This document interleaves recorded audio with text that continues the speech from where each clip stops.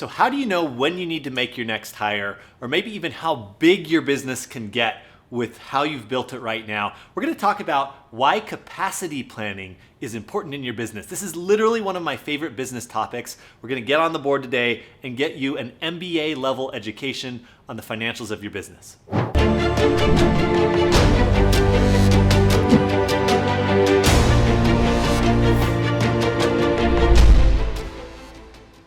We're going to talk about three things today. First, how to calculate the capacity of your business. I'll be honest, this is something most business owners don't take the time to do. They don't really have an interest in doing. Therefore, they grow at such a slower rate than they're capable of. You're different. You're watching this video and you're about to see something that most business owners will never think of. Next, I'm going to show you how to use that information to perfectly time your next hire. And then I'm going to show you why this will be one of the most important numbers you ever calculate in your business. No joke. This is what will determine a lot of the speed of your growth moving forward. I'm so excited to share this with you today. All right, so I want to start off with an analogy. This helps me understand business capacity so much more clearly. I want you to imagine that you bought a 5-acre plot of land and you wanted to build a hotel on it.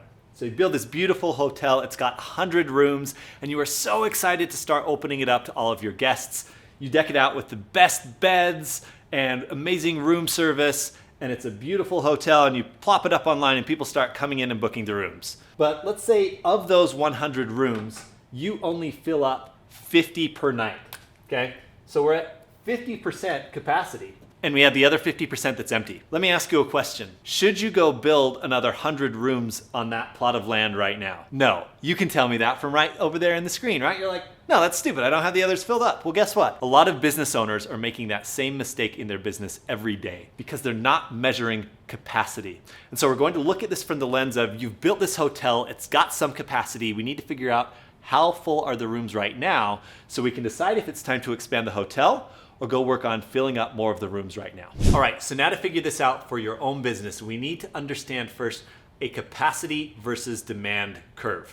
Now, if you follow Alex Hormozi, he has some amazing content around this, but the cooler part is that his logo for acquisition.com is actually a capacity versus demand curve. Check it out on his baseball hat the next time you watch one of his videos. So let's look at a simplified one for your business, okay? We have some capacity. This is an amount of clients that we could serve in a given time. If we look back at the hotel, our capacity was 100 rooms, right? 100 rooms booked per night. And right here, we've got that set, right? So there's 100 rooms per night. Here is our demand. This shows us how many people are using our services or booking our hotel rooms each night. Now, when we said that we were at 50% capacity, right, we're right there. Now we might be building up capacity, and guess what? We're only booking 80 rooms here per night under this. So we've got this 20 room gap, let's say.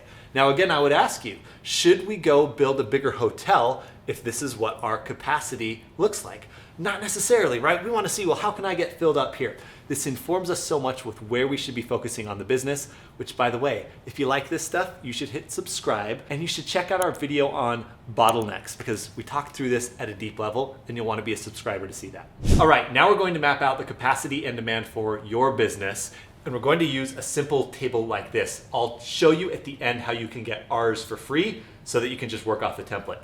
But I need to have a few different columns here. First is the role in my business. So I want to list out all of the different roles in my business that determine my capacity. So it might be certain employees or certain positions. And I'm going to start listing all of those out across here, okay? So list your employees. Next, we're going to list their capacity. This is a guess, and it is your best guess at how many people you think they could serve within your business. So we'll call it capacity. This one is hard to get exactly right, which is why I encourage you to ask your team, hey, how many clients do you think you could be serving right now if you were full, right? Or you can look at their hours. If you're in a manufacturing role, you can look at how many hours they're working and how many widgets they could produce in that time per month, okay? I prefer looking at this on a monthly basis. Next, after capacity, I want you to look at current load, okay? So we'll just say current. How many people are they serving right now? How many things are they producing right now?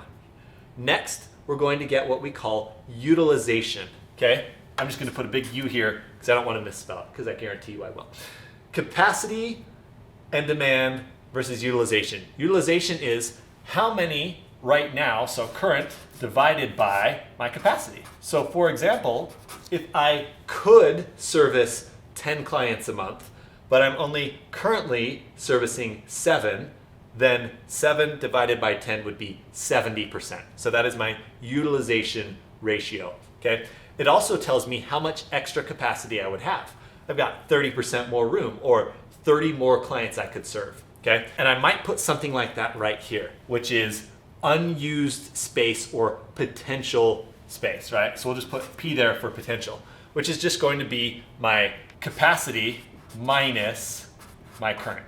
And that tells me how much empty space I have. Now that we know this number, we can put a star by the ones who have the lowest potential left over. For example, I'm going to go through these roles and see who is most full right now. Because guess what? This allows me to see what role I need to hire for next. With our clients, we even get super next level, and I'll show you how to do this at the end of the video. We get next level and we can predict when they are going to hit full. And it's the coolest thing. We did this with a client a couple of weeks ago where we sat down, we mapped out all of their roles, all of their capacity, all of their demand in a property management business. And we said, well, we know how fast you're filling up, so let's predict who's going to fill up first and exactly what month that's going to happen. So we knew to the month, given their history, when they would need to hire at each role. It was the coolest thing ever. And the business owner was like, whoa, so you're telling me that in 2 months I'm gonna need to hire for that role? And I said, yeah, let's test it out and see. We're so good at this stuff, you guys. I'm so glad that you're here. Next, now that we have this really clear, we're going to see one more piece of information that will help you make such better decisions. All right, finally now I want you to take this information and I want you to see which role is most limiting your capacity. So for example, in the hotel analogy, what's most limiting our capacity is the number of rooms. However, we might say, well, you know what? I could fill up the rooms, but I don't have enough room service people to go clean all of those rooms. So that actually might be limiting me most. In your business, it's the same. I want you to find which one has the lowest potential capacity or extra capacity left over. That role might be limiting your business most right now, which is again why we would want to hire that potentially next. All right, so now I want to give you the rule for when we hire, because timing around this matters. If we go back to our capacity versus demand curve, I will tell you that there's a sweet spot somewhere around 80%, okay? When you hit somewhere around that 80% capacity mark is when you should start looking at hiring for the next role there. Why? Because there is a ramp up time to that new hire becoming proficient enough to actually take more load, okay? It's kind of like when you're tying your kids' shoes and then all of a sudden they get to that age where you're like, you know what? I think you should be tying your own shoes. It's still going to take them a couple months to really get it down and get it right to where they're doing it on their own and you can go focus on getting the other kids ready. I've got little kids, okay? I'm going through this right now. But in your business, you want to factor somewhere around the 80% mark, provided that you have a growth rate that is continuing to fill up your demand. If you see that you're flatlining, then we might have some other problem in the business that's really limiting our growth, okay? But if we're growing at a steady rate and we hit that 80% mark, that's when we're gonna hire. All right, so if you're like, Alex, this stuff was so good, but I know I could go deeper on it. I want the spreadsheet for myself. Well, then I'm going to gift it to you. What you need to do is click the link below. I'll give you the link to this specific spreadsheet so you don't have to go make it yourself. I've already done all the calculations for you, giving you a brief training for how to fill it out to find your capacity, your current demand, and the gap between them. Go grab it right now, and then we will see you in the next video.